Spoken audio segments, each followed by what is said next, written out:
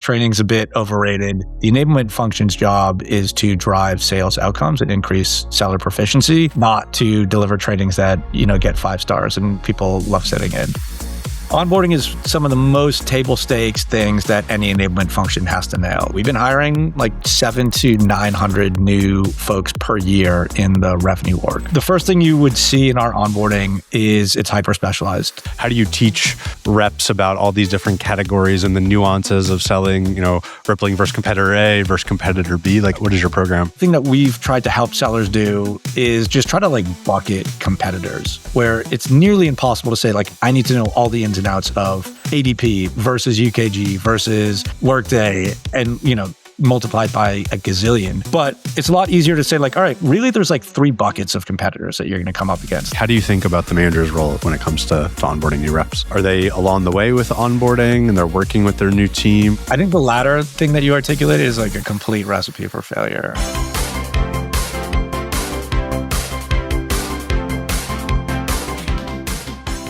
You've been at Rippling for just over 3 years. Can you walk us through a little bit of what that journey's been like? What did enablement look like when you joined and how has it sort of evolved to today?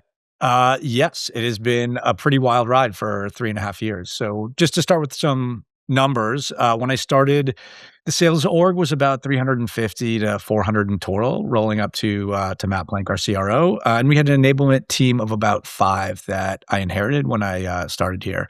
And with the main goal of, kind of modernizing the function, increasing functional maturity, and building out an enablement team that would allow us to scale.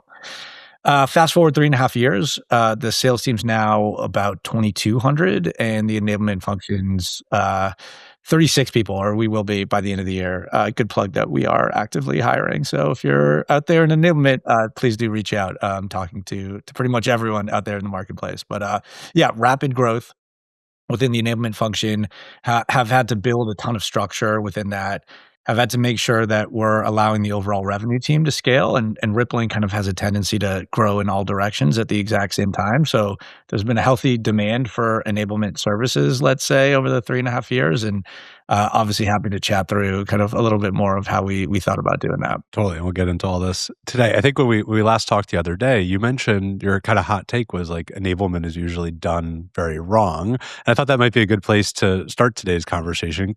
I'd be curious, what's your philosophy behind enablement, and how did you kind of instill that philosophy as you started at Rippling and have been leading enablement for the last couple of years? I feel like I'm going to get this reputation for being a total iconoclast, but I think learning from the field over the last couple of years definitely had a good front row seat of things that have worked and things that haven't, and I've seen the overall enablement function evolve a bunch in my time here. So first thing that I think generally enablement teams do wrong is I'll go through the couple of quick hits. First is oftentimes enablement teams will optimize for the training rather than optimize for the outcome. And my general kind of 2 cents here is that generally speaking, training's a bit overrated. Thinking that that's the final destination is kind of thinking about things in the wrong way. And really at the end of the day, the enablement function's job is to drive sales outcomes and increase seller proficiency, not to deliver trainings that, get 5 stars and people love sitting in. The second thing that might be a little bit different is that I've kind of, as a necessity being the mother of invention here, have landed on a highly specialized enablement model, which now I have a ton of conviction is the right way to drive maximum impact back to the revenue organization, rather than kind of on the other hand of that, having a super horizontal or kind of broad enablement remit in terms of the way we point our sellers. So I can go a little bit more into that because there's probably a bit of a spiel there, but yeah, I've definitely learned that in the last 3.5 years at Rippling as well. Can you actually talk about that? I'm really curious. When you talk about a highly specialized enablement model, is that how you structure your team of 36 people? Is that kind of what you mean by that? Or is it the programs that everyone's doing? Yeah. I've been doing enablement since 2014. I've seen pretty much every team structure and also the way that changes have been driven to sales orgs. And I've been a part of a lot of the top-down initiatives. We are going out there and we're now a Sandler shop, so everyone gets trained on Sandler. We're now a command of the message shop, so everyone does that. You spend your $1 million, you have your kind of episodic training sessions. And A lot I mean, this is no disparaging on those methodologies, but I find kind of the overall top-down peanut butter approach of just everyone gets the same thing oftentimes leads to lower adoption, lower pull-through, lower kind of like actual results driving that. And for me, the absolute inverse of that is letting the decision making and letting a lot of the building happen as close to the edge as absolutely possible. So the way we've structured our team is that each sales segment that has basically over 50 sales reps has their own dedicated enablement business partner. They own like full stack end-to-end enablement programs. They partner directly with the VP of sales of whatever that segment is. And the intention is that like they alongside sales leadership are really setting the agenda and making those decisions of what's going to be most impactful to move that particular business forward. And doing most of our enablement efforts, call it like the 85%, all happen right there, like hyper localized with like deep domain expertise within a very small universe. And personally, I found that that has driven way more results, way more buy-in from sellers rather than pulling 1,000 people into a really crowded Zoom and saying everyone's going to learn the absolute same thing. And do you take it as far as it's like completely different sales process? Like one team's on Sandler, one team's MedPay, or is it more like, hey, what are your needs in a specific region or product line? And then let's like build the collateral or the trainings or the things that team needs. It's a good question. I mean, and there probably needs to be some background on rippling because when I said necessity is the mother of invention, like rippling is the ultimate horizontal compound startup. We have 35 different SKUs. We're selling into many different lines of business. So like our overall go-to-market motions are hyper varied. Everything from a micro segment with 3-day sales cycles and like $3,000 ASPs up to enterprise, crossing that into a bunch of different product lines. So by definition, we've had to adopt that specialized model because there is no peanut butter model that would really work. Now, when you look at like new logo sales, our core teams, yeah, it hasn't gotten as crazy where like my mid-market VP loves Challenger, so they're getting trained on Challenger, and the SMB team loves Sandler, so they're getting that. It's a lot more, to be honest. The way I think of it is kind of the tactics informing the strategy. We take much more of a playbook approach rather than like, here's your sales methodology. We have a core number of steps in our sales cycle in each, and then we do a lot of inspection on what are the elements that are working and who is doing those best. And once you find those like nuggets of like what good looks like, you have like rep A that is absolutely smashing how they're opening up their calls, building rapport and setting the overall agenda. It's like, cool, let's bake that back into the playbook. And now we'll get everyone trained and try to standardize on that. So it's an interesting thing where you're trying to reduce variation by getting people following the playbook, but you're always interested in the variation where you're like, ooh, who's actually doing something a little bit different that's actually working such that we can then go back and codify that.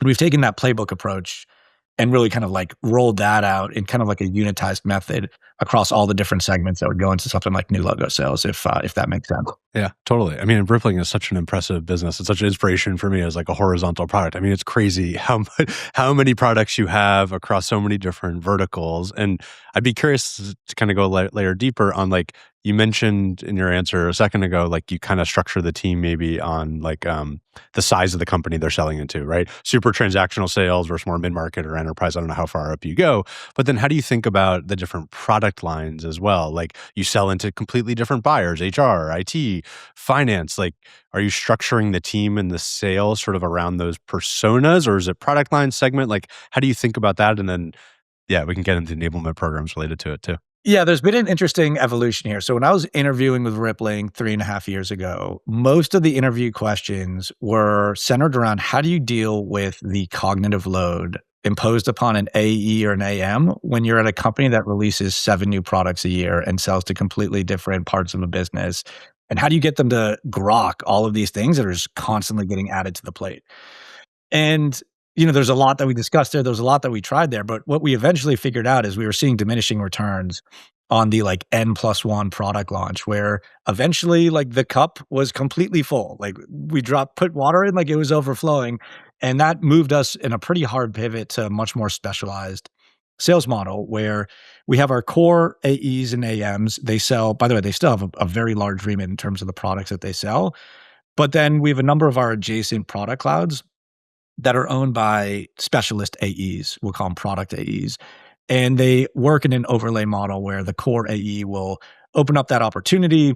find the opportunity for, a specialist product, bring in the specialist AE, co-sell the deal, and then the core AE kind of, owns quarterbacking it beginning to end. And when we moved to that model about 3 years ago, it was such a massive unlock. Like these product lines that, were coming out of the gates and doing pretty well, but it's kind of stalling a bit just because like our average seller just couldn't sell everything equally well. Once we saw that specialized model within sales, which by the way, I guess theme for this podcast, Rippling specializes in how we do sales, how we do enablement, all those things, completely unlocked that. Now some of our fastest growing product lines from, $0 to hundreds of millions of dollars within a couple of years have been the result of us spinning up those specialist AE teams that act kind of as those overlays to our core AEs and AMs. Yeah, it's super interesting. Like I'm a happy Rippling customer. I have been since the beginning of Doc, and but you talk about this cognitive overload on like the sales side, but there is also on the customer side too.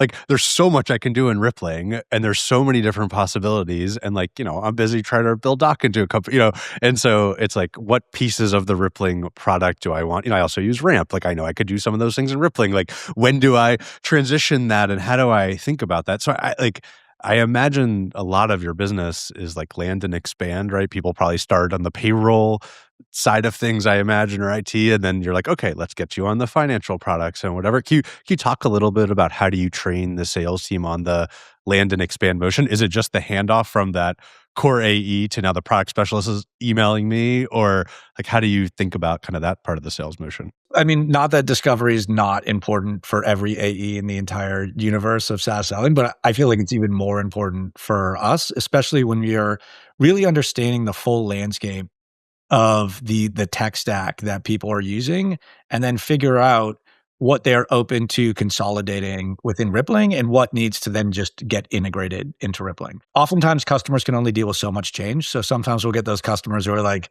look, this is an HCM and payroll evaluation. Like, I know that there's a million other things we can do. Let's punt those for like 6 months down the line. Like our sellers can't be just like banging customers over the head saying like, no, you need to integrate, like you need to bring everything in-house.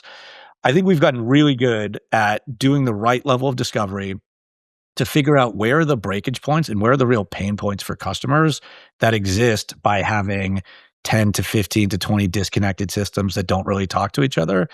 Like a lot of the things that you were mentioning as running a business, there is this hidden tax on businesses just from running all these back-end systems. And for small businesses, oftentimes that falls on the CEO, founder, COO, who just has to keep everything buttoned together. And like that's where Rippling really shines, where we can get people bought in to the all-in-one platform there. And the more people start adding on, the more the light bulb starts going off of like, yes, this is actually automating away a lot of the work that I previously was doing. Totally. I mean, that's been my experience with Rippling. It's like, saved me on the HR, IT side of things. Like I run all of that at Doc, and it's incredibly easy. So yeah, it's awesome. But I also feel like I'm paying Rippling a little bit more every year. I'm like using a new thing that's like, ooh, this thing, that thing. Yeah, it's funny. Massive ROI on that. But yeah, I didn't know we'd be getting into the Rippling sales pitch, but I love it. Yeah. Yeah. But it is interesting from an enablement standpoint. If you think about the level of information that you have to arm the sellers to possess of like, how do I really understand their current state and what the pains are going to be around that? How do I know to like sprinkle the right amount of seeds of like, whatever you're doing for spend cards, like Ramp's awesome. Like maybe you keep doing that with Ramp, but just so you know, if you integrate that into Rippling, then we can push it directly to payroll and there's no intermediary step between the two. And like, there's a couple of those points just in every deal where you can start sprinkling those seeds. And then that oftentimes opens things up for our AM land and expand motion, which you were calling out before, which is a hyper efficient motion for us. Like our AM team completely rocks. We make sure we have really happy customers. We make sure they understand how to use the product, but there is always opportunities to be discussing increased value because there's so much more that people can be utilizing. Like, no customer is utilizing the entire platform probably other than just Rippling ourselves, where we obviously drink a lot of our own champagne there. And I guess one of the other challenging dynamics with operating such a horizontal product is you're operating in all these super competitive software categories. I think I saw there's like over 600 competitors on G2. So how do you think about the competitive enablement side of things? Like how do you teach reps about all these different categories and the nuances of selling, Rippling versus competitor A versus competitor B? Like what does your program look like there? It's a blessing and a curse. On the blessing side, it's like we're competing against really impressive companies that have, multi-billion dollar categories in of themselves, which obviously, gives us a lot of inspiration saying like, yeah, we have a spend product. Like there is tons of roadmap ahead of us, or like road ahead of us to grow global, PEO. All of these areas are multi-billion dollar categories in their own right that we're growing really rapidly into. So awesome opportunity from a TAM perspective, huge headache from a competitive intelligence and arming sellers with the right information perspective. So I would never say we are doing this perfectly, but I'm happy to chat through some of the things, that we think have been helpful. Um, First thing is obviously the more you specialize, the more that we have these like PAEs, like they know all the ins and outs of ramp and Brex if they are the spend AE. And we really rely on the specialist AE to do the best depositioning, trap setting, et cetera, et cetera. So that's kind of like just built into the model. From an enablement standpoint, another thing that we've tried to help sellers do is just try to like bucket competitors where it's nearly impossible to say like, I need to know all the ins and outs of ADP versus UKG versus Workday and, multiplied by a gazillion. But it's a lot easier to say like, all right, really there's like three buckets of competitors that you're going to come up against. There's your legacy payroll providers. They've been around for 30 plus years. They've largely grown through acquisition. Here's like the common pain points that are going to happen. Anything that starts with a pay or ADP is like falls into that bucket. It's like, here's your modern like HCM platforms who are awesome, like your Gustos, your Bamboos. Customers will be on this, but like here's like our overall competitive playbook against them. And then here's how we do that against PEOs. And it's like the more I find we bucket, like we allow sellers to do a bit of the pattern recognition of like, oh, cool. Like I don't know all the ins and outs of this specific provider, but like I get, structurally where the problems are going to be. And then we get them like really good at depositioning and trap setting there. I'm curious how you communicate all this to the AE teams. Like, do you have a bunch of battle cards that I don't know if it's the enablement team is managing, or maybe your product marketing team? Like, is that how you do it? Or is it more, you have live training sessions where, hey, let's talk about, what the payroll market looks like and some of the stuff you were just saying? What does it kind of look like more tactically? I mean, if you looked into our Confluence, like we have so many different pages on our competitors, battle cards, keeping them up to date, making sure that we have kind of the right information there. The fun thing about just competitive intelligence in general is like it's just constantly adapting. Where you were 6 months ago, like you're going to have to completely change. If you're listening to enough GOG calls, you're going to start seeing like, you know what, this competitor who we had really good win rates against, like they're attacking us in a new way. And it's like, we need to come up with new objection handling now that where we didn't 6 months ago. So it is constantly evolving. There's a couple things to say here. One, we've benefited from having a small but mighty competitive intelligence team that literally does nothing all day but think of all these things. They don't sit within my group in enablement, but they are as close of a dotted line like type partner that we could possibly have. Like we're working with them on the training, the content. They produce really like helpful like month by month insights on just our win rates against every competitor in the set, and then trend lines of like, is this trending up? Is it trending down? Are our programs actually delivering the results that we're hoping they're delivering? And do we see any like major changes like I was talking about before where, we used to have 50% win rates and now they're dropping to 25 over the last 2 months. It's like, ooh, we need like an intervention here to go and figure out how to go back and reposition. So working with them is huge. And then the last thing I'd say is like, a lot of this is actually built into the core Rippling value props that we communicate with customers. So like, if you look at our first call deck, which obviously we're not going to publish here, but like we get a lot of those verbal nods from customers because this is their life. They live with all of these different scenarios of working with a legacy all-in-one and all the pain points surrounding that, or having the kind of like, discontinuous like Frankenstack that they stitch together. Like the better we can articulate the pain of their current day scenario and then show them how Rippling is fundamentally different, like the better off we are in kind of kicking off that evaluation. And we put a lot of focus on that as well. Makes a lot of sense. All right, switching gears a little bit. Obviously, onboarding is incredibly important. I forgot exactly what you said at the beginning, but something like 300 to 2,000 sales reps have been onboarding a lot of folks over the years. Like, can you walk us through like what does that journey look like? If I'm a new AE starting at Rippling, like what does my onboarding program kind of look like? I think like onboarding is some of the most table stakes things that any enablement function has to nail. Like if you're an enablement team and you don't have ridiculous good control and insight into the strength and performance and health of your onboarding program, it's like stop what you're doing right there and like make sure that is in a good spot, especially for fast growing companies like Rippling, where, we've been hiring On average, we've been bringing on like 7 to 900 new folks per year in the revenue org. So the first thing you would see in our onboarding is it's hyper specialized. Surprise, surprise. So I think we have 65 different tracks based on the sales role that you are in, down to this like level of specialization of like you are a mid market product AE selling like our IT cloud products. That's going to be a slightly different path than an SMB IT AE selling IT products, and obviously completely different than the version of that for spend. And then completely different of that for the version of that person doing that in Dublin. So we're getting into like 4D, like Rubik's Cube pretty quickly here. But again, this has been kind of the necessity as like the business has grown to develop in this area, because going back to the idea of like the peanut butter approach, like you're not going to drive optimal outcomes and get people ramped up and hitting their numbers and building pipeline and closing by doing a totally generalist kind of like just base layer of onboarding. So depending on the role, it'll be between 4 and 6 weeks. The key thing that we've found in that specialized model that I think is super important for other enablement folks is figuring out the key milestones of the deal that seller will have to execute once they're actually customer facing, and then find like the 5 core milestones and bake those into weekly certifications and basically say like, look, in order to be a successful, AE, let's say, like you're going to have to nail the first call discovery and demo that you're going to do.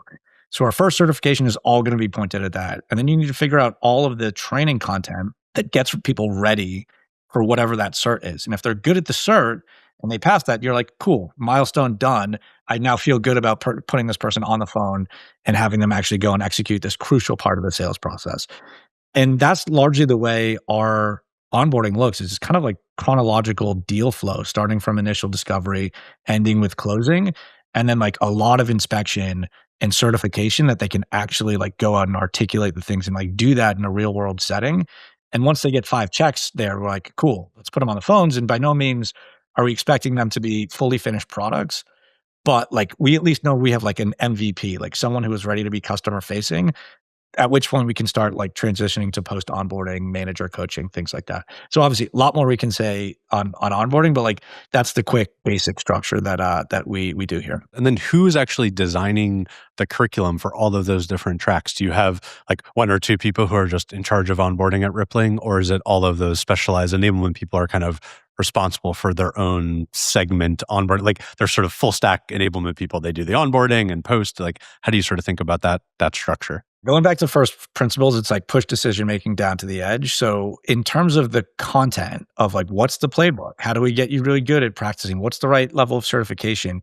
That's decided on by that specialist PM and then obviously sales leadership. And they're obviously driving a lot of that input and content into the learning paths.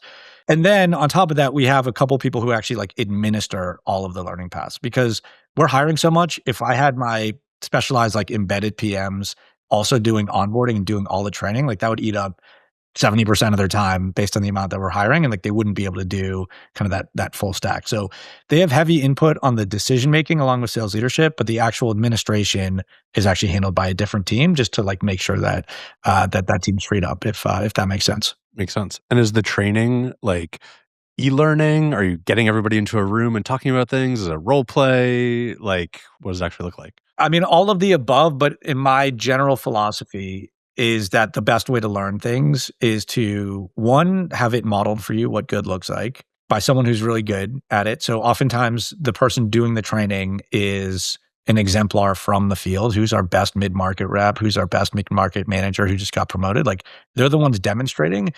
And then it's like you need tons and tons and tons of repetitions and at-bats to get good at those things, especially if you're new. So building in that time for practice, building in the time for role play, making sure people can go work with your managers. Like we generally say, like if you can say it out loud 4 or 5 times, like you're going to own it, you're going to make it your own. But like the first time it comes out of your mouth, like it's never good, right? So building in a lot of time for practice within onboarding, I think is crucial, because you could have the best async content and e-learnings in the world, but if people aren't actually like doing the thing and taking those swings, they're not really going to get better at it. How does the manager kind of play into all this? Like, Are they along the way with onboarding and they're working with their new team? Or is it more like, hey, go through onboarding, then you get passed off to your manager and your manager's there to reinforce all the things you learn? Like, how do you think about the manager's role when it comes to onboarding new reps? Yeah, I think the latter thing that you articulated is like a complete recipe for failure. Like I've dealt with, and there was to an extent, this was kind of like the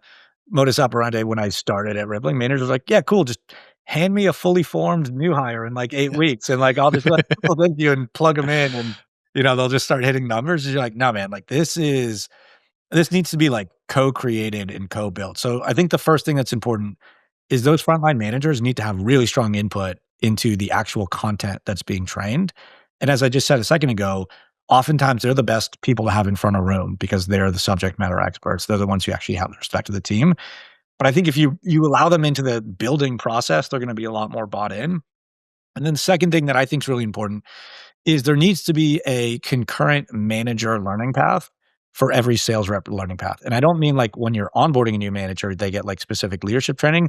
I mean, like the manager needs to know week by week what I need to do to support my new hires learning here to make sure that they're hitting the milestones that I should be doing. So they have their own checklist that, again, we've helped co-create with them. And I just think the more skin that managers have in the game, the more they feel like it's their responsibility to properly onboard people, which by the way, they've ultimate skin in the game. Once they hit their team quota, like whether they're good or not, like that's on them. But really working them into the process is going to meaningfully drive results for your onboarding program, like 100% there. All right, so we've talked a lot about trainings, but at the beginning, you're also like, okay, trainings are just like a step along the way. Enablement teams need to like build more towards the actual like outcomes of the revenue organization. So how do you think about that? Like, how should enablement folks sort of think about driving towards outcomes instead of just checking the box on a training or an onboarding? That's a good question. After all that talking of training, I mean, I do think from a new hire perspective, you obviously like lean a little bit more training heavy because like, you're starting with somewhat of a blank slate. Like at that point you have to, but especially in the ongoing material, here's what I hate, or what I think is a recipe for failure, is an enablement setup where you're like, hey, we have a weekly enablement slot with the sales team. Like, let's fill it with the training. And you're like, well, what should we train on next week? Like, I don't know, let's do discovery. And the week after that, let's do multi-threading. And the week after that, let's do prospecting.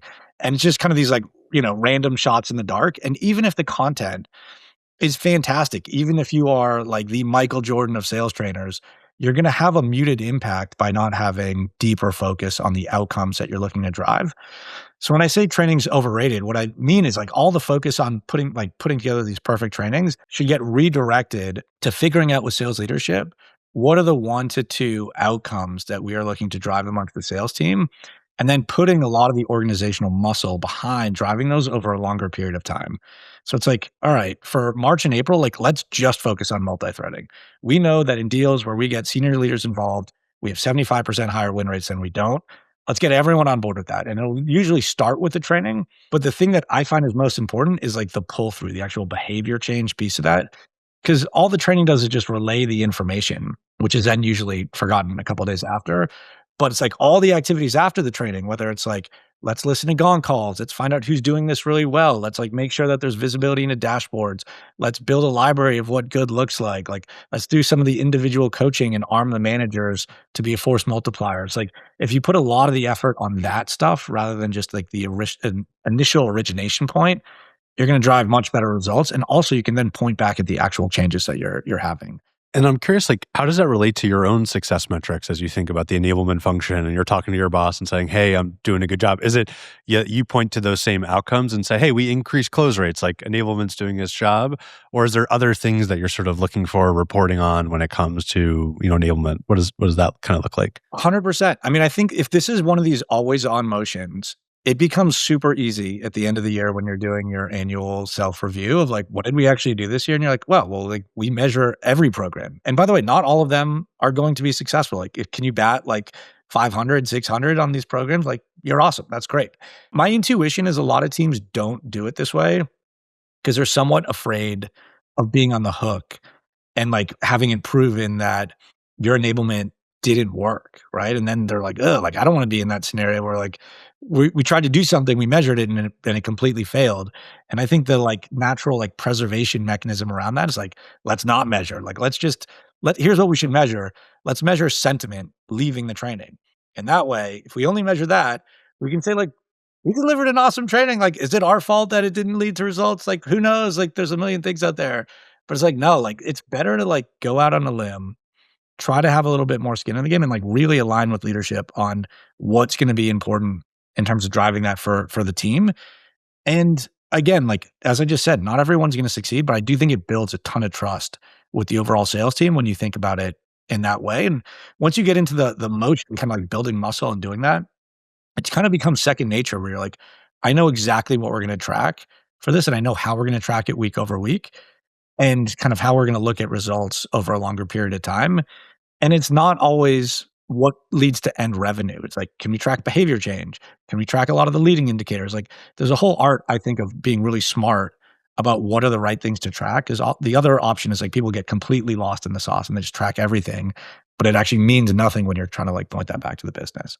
Do you have like a master dashboard that RevOps set up where it's like all your enablement things, or is it really just sales metrics like close rate and how many people are involved in a deal and things like that? Not to get like too enablement nerdy on you, but there's like the Kirkpatrick method for like measuring enablement. What's that? Tell me about it. Yeah. Yeah, let's get a little nerdy. There's 4 layers to the Kirkpatrick model.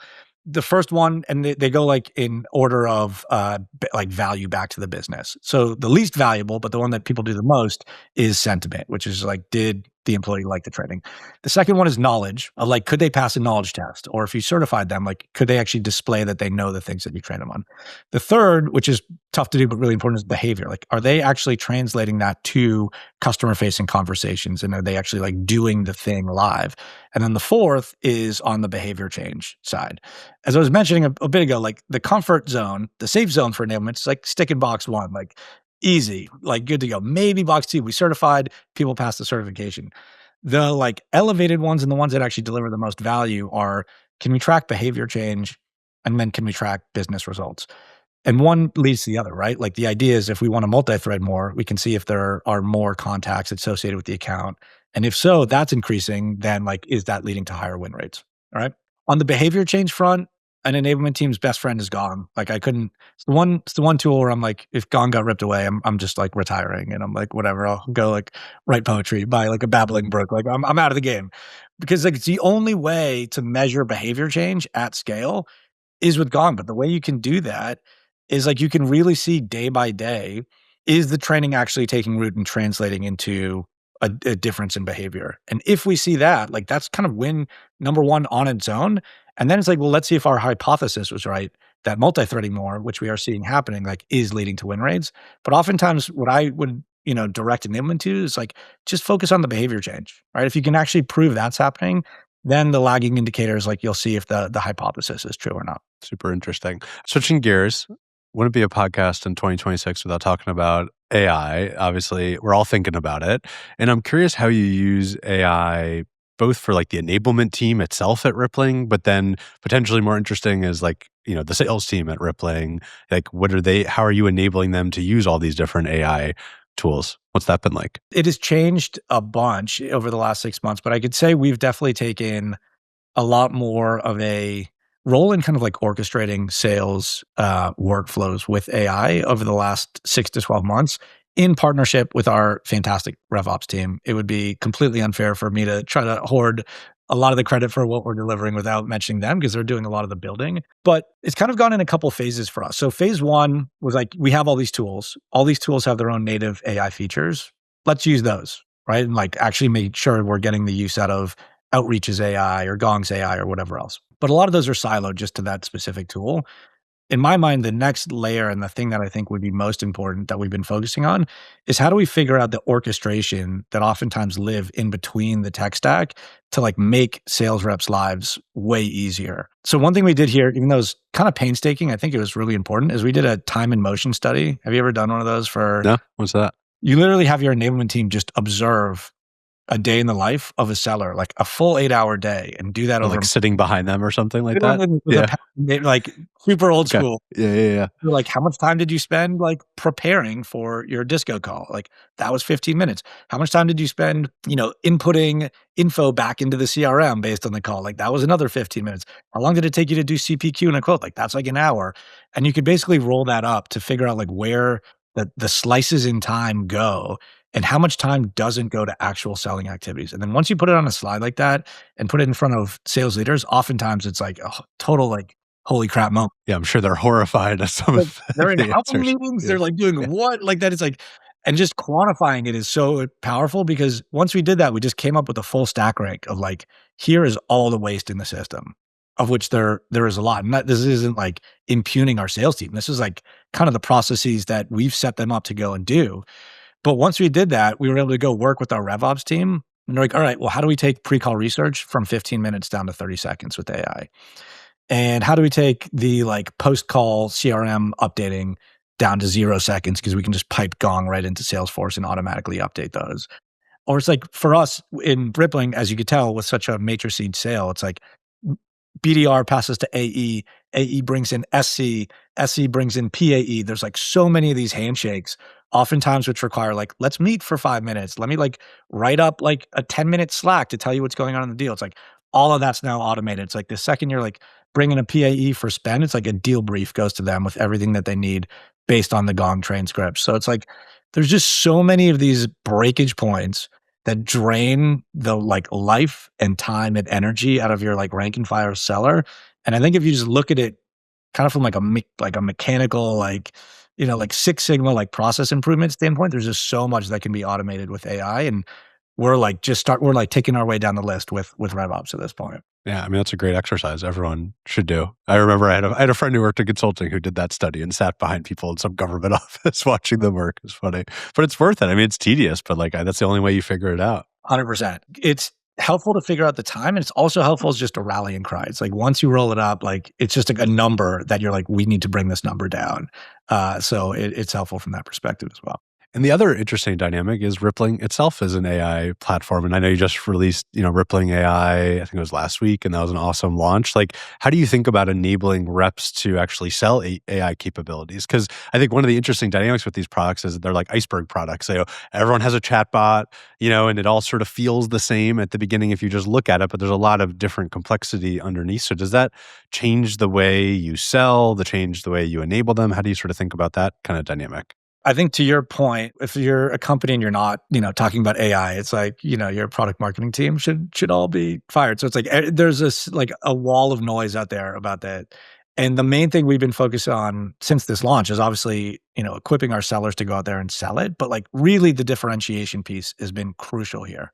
Because if customers at the end of the day go and say like, oh, cool, Rippling has an AI chatbot, and that's just like Paylocity's AI chatbot or who, name whatever competitor, then we have like deeply, deeply failed from an enablement perspective because it's our opinion that, our product is like highly, highly differentiated. And the reason for that, not to get, back into the product pitch, but going back to the very beginning of, AI runs on data. Your AI is only going to be as good as your underlying data sources.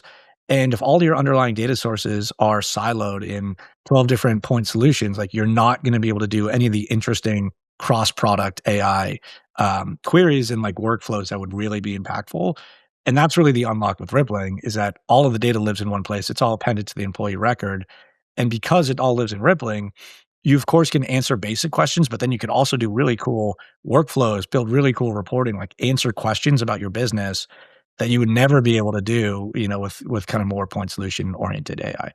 But the real question is like, can we get our sellers to explain that to customers, and can we get customers to believe it, and can they see it and like make it happen? So I don't know. We're a week into that, so I'll tell you how we did, in a month or so. But like, we're super excited about the launch. Yeah, I mean, I think it's a super interesting dynamic that we're all trying to figure out. Yeah. All right, I'd love to talk a little bit about like your personal journey. I mean, you run a giant enablement team at a really big organization. Like, how did you make that leap from kind of a, I know you started your career in sales, but then you started just doing kind of, enablement practitioner. What's it like to kind of jump from a practitioner to like a senior leader of other enablement people? How do you think about that, and what's that been like? It has been a ton of fun kind of learning and growing within, just the overall like functional maturity of enablement. Where like enablement 10 years ago, people were still arguing whether it belonged in product marketing or belonged in sales. Like it has been a rapidly developing function. And it's been really fun to see how that's developed over the 10 to 15 years that I've been part of it. But fundamentally on my personal journey, like it all started within sales. It was pretty much first job out of college. I think it's the best job in the entire world. If you are graduating from college and you're not an engineer or a mathematician, like get into sales, like learn like just executing at a business level. And I did that for a number of years and kind of moved my way up through the ranks and was managing teams, was later managing really large teams. So probably like earlier than I would have anticipated, like running a 150 person sales floor and really had to learn how to get people with no sales background functional at sales and like hitting numbers in a short period of time.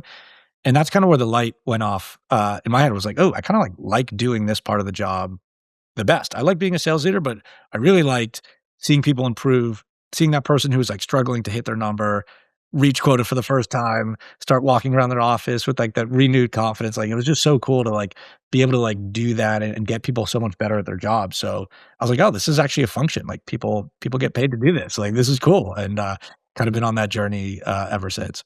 And like, what do you think's made you successful? And maybe a different way to ask it is like, what advice would you give to somebody who's earlier in their career and wants to be in a big time enablement leader? Like, what are the things, if you kind of reverse engineer, that you did that got you into this position? I guess going back to specializing, I this might be self-serving because this is my background, so take it with a grain of salt. But I do think if you actually want to get into a career in sales enablement, that you should start off your career in sales. Like do the job that you are hoping to make better. I don't think it's impossible to be a successful enablement person if you've never sold. I just think it's way, way harder to do because I think developing that seller empathy, really understanding what it's like day in the life as a BDR, as an AE, as an AM, as a manager, like that's probably the best experience is like really understanding what the day-to-day is of a frontline sales manager, which is, in my estimation, like the hardest job in all of business. Like learn that, understand it. And once you can develop that like deep understanding and empathy for it, I think it just gives you the pathways, the pattern recognition to like really understand what's going to be impactful and what won't. And without that, you're just a little bit removed from that decision making. So if you didn't start out in sales, like I'm not saying quit your job tomorrow and then go pick up a bag, but it's like how can you learn to develop a ton of domain expertise if that's not your direct background? Like that's what I would be thinking as well. And the more you can do that, the better you're going to be able to relate to sellers, to sales leaders. And oftentimes that's going to be the thing that's going to unlock you in your career of like, how do we grow the enablement function? How do we add more headcount to it? It's only one answer. It's like be successful at sales, but also prove value back to the people who are making those headcount decisions, which is largely the VP of sales, CRO, whatever it is. And if they're the ones saying like, yes, we need more versions of that person because they are so additive, you're going to grow your function. And if you don't have that buy-in and you're not generating the buy-in, right? Because a lot of times we talk about it like, oh, this VP didn't get enablement. It's like, no, like VPs of sales get like making their team more effective. If you can prove that back to them, you will get more resourcing 1000%. So it's really about making sure that you can go and prove that value back to the business.